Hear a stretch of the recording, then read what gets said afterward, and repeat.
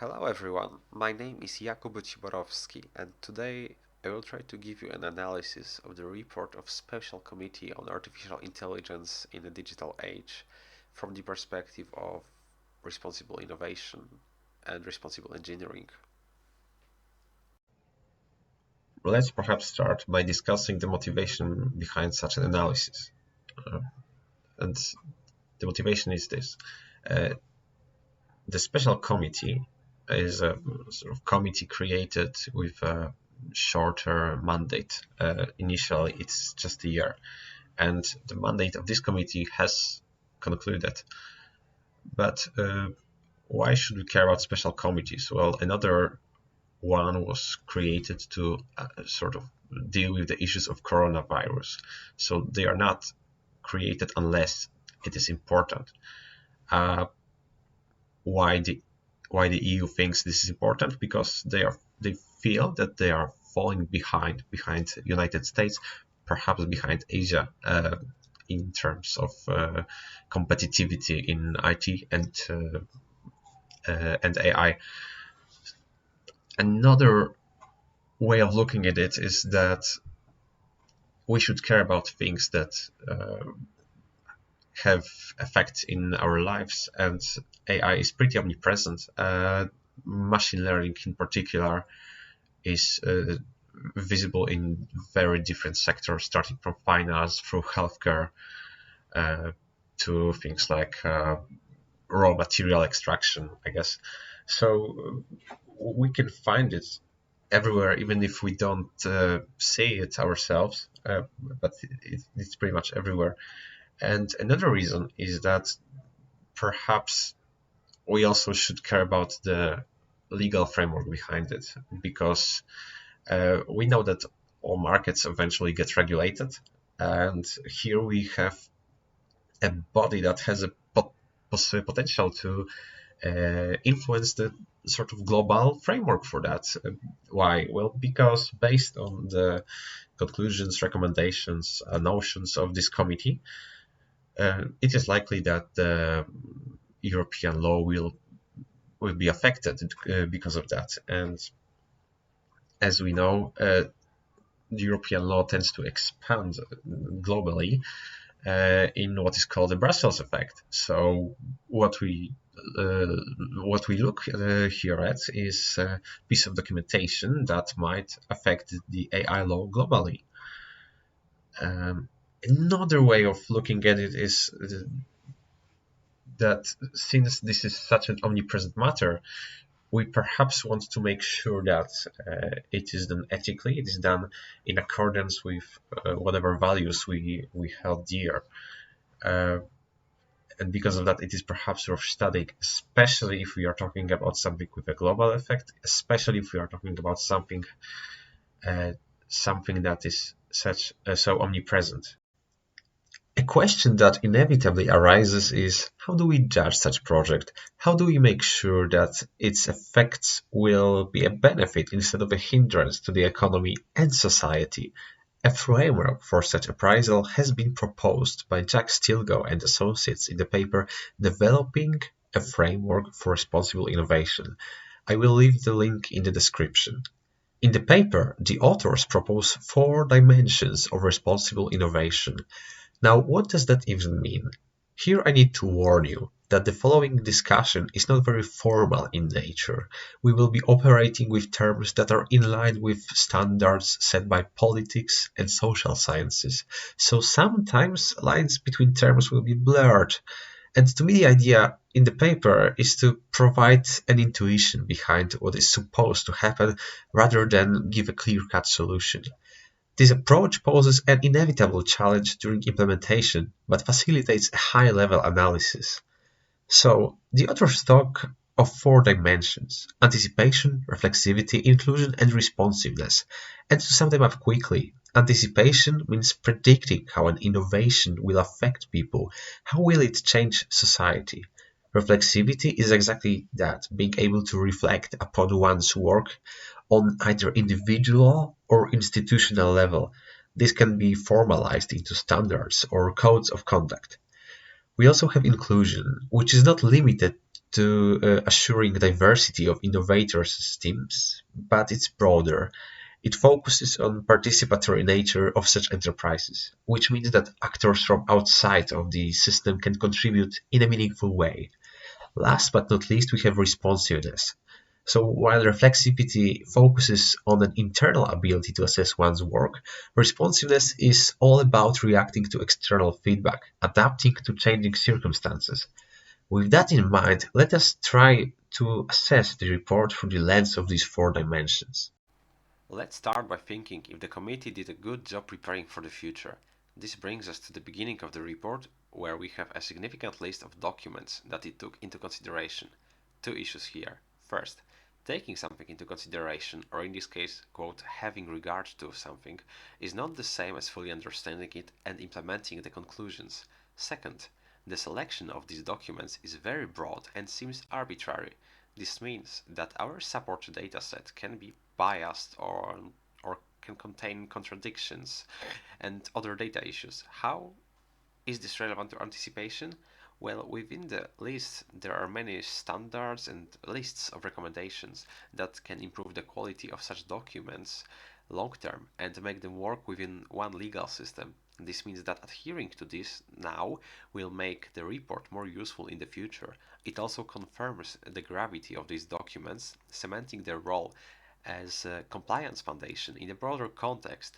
Stilgo notices that when we want to predict how new technology will unravel, it's hard, so we can't only rely on past experiences. Therefore, a risk based approach is lacking, not sufficient. Meanwhile, the report does not go this far, even though in its preparation, members of the committee have participated in public hearings with recognized figures from the field. They did not provide a comprehensive response to question how to bottom-up supplement the regulatory work on AI. They mention a need for a debate, but leave it at that. Such approach does not leave way to take full advantage of existing experts and other parties. Part of the report is dedicated to 6 case studies. They concern health, Green Deal, security, competitiveness, labor market, and future of democracy. I believe that the presence of all of them is justified, and the presented scenarios are plausible, as there are already cases of use of AI in these domains. Another important part of anticipation is timing. That means that there is no point in preparing for a new technology too early or too late, as the effects will be diminished. Here, the report shows self-awareness as it recognizes the leading role of other world powers in AI development and tries to catch up. Another aspect, as new technologies are introduced, they reshape the society that use them. So, when thinking about technology, we should not limit ourselves to its effects on current society, but also one in which it was already introduced. So does the report take that into account? Yes and no. While it lacks a vision of a future society to build on, it lists directions that require additional research as well as future risks and opportunities. Our next point is reflexivity. Well, overall, the report adjusts to some of its limitations, and it is visible, even if its structure. All statements begin with a word like acknowledges, highlights, underlines, or encourages. And while this seems not as meticulous as it should, it does a good job of providing a level of certainty that EU Parliament has in the statement. This, however, is not enough. The report does not contain self-referential critique. It does not say where is it lacking. It does not say what are its issues that could hinder the future work. It has an explanatory statement, but does not recognize its own limitations. If members of the committee were to give themselves a grade, what grade would it be and why? But this is not only about validation. Self-consciousness is a double-edged sword that can cripple an unprepared individual but enable a mature one. By that I mean that even if self-consciousness would improve the report, I don't know if it would be best for the committee. If the EU legislative system is mature enough to recognize the value that this brings. Stilgo refers to this as second-order reflexivity. Second order meaning the institutional, not individual level. Next, we should highlight the importance of having perspectives of people from different backgrounds on the work. In the Stilgo's paper, this case is considered from a laboratory perspective, where additional ethics-oriented member can provide feedback. Here, the committee, during its proceedings, have interviewed various experts from the field. This has some issues, as members of the committee were just listening to experts and asking questions, so they were not under much scrutiny. But at least other voices were heard. The paper also highlights how scientists should go beyond their professional obligation and make sure that the product of their work is moral, which means that there is a potential tension between what is most efficient or has best value and what is right.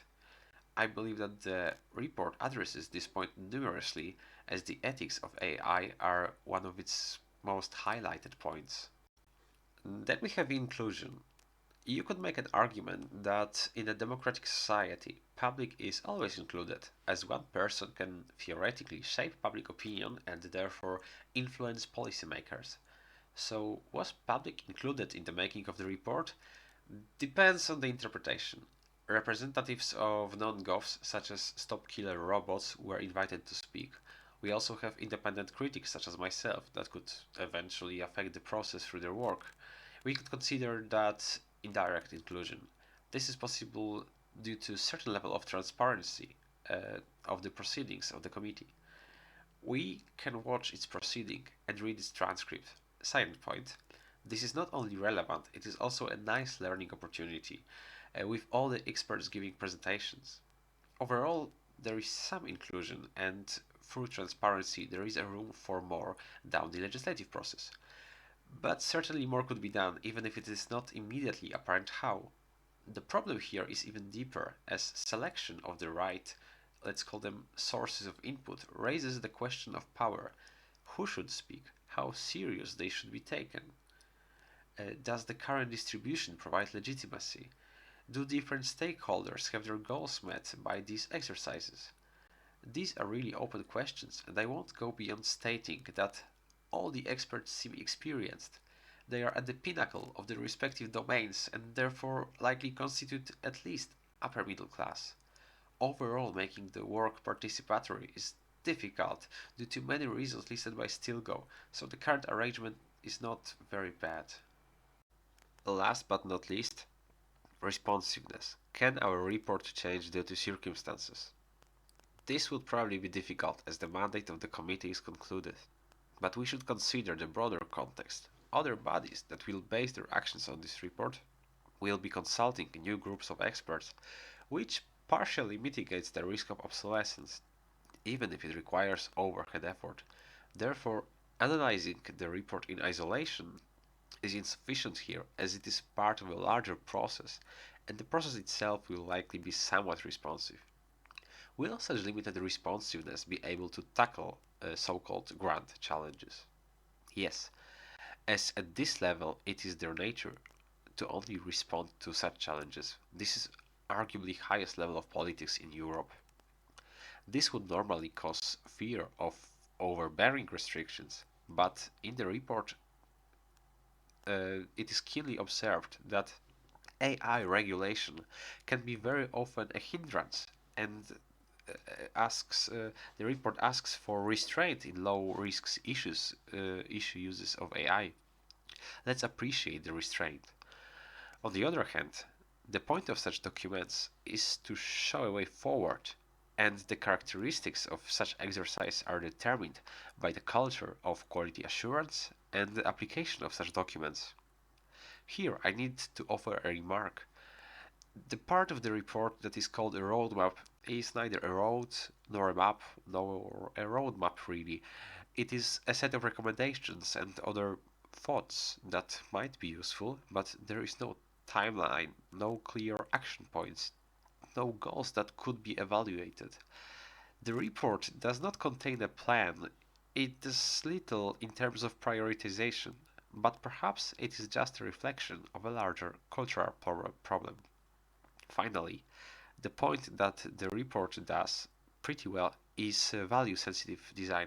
As I already mentioned, it is basically driven not by eagerness to develop, but by ethical sensitivity, particularly with regards to abuse of privacy and other risks, e.g., risks in labor market.